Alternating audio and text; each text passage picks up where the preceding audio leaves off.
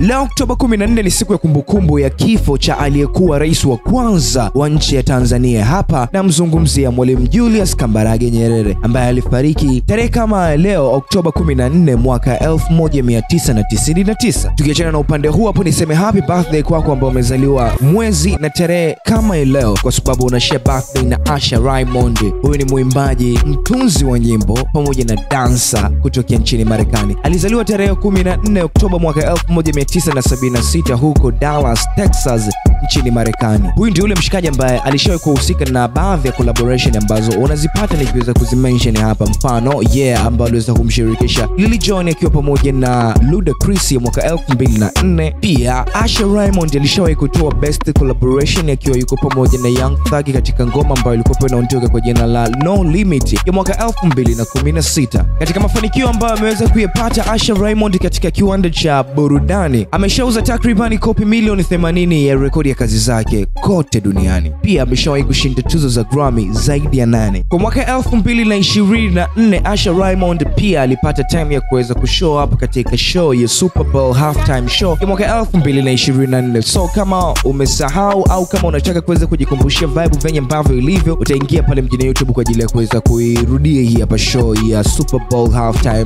show. That's it ladies and gentlemen, happy birthday to you ambao una celebrate siku yako ya kuzaliwa mwezi na tarehe kama leo. Poa.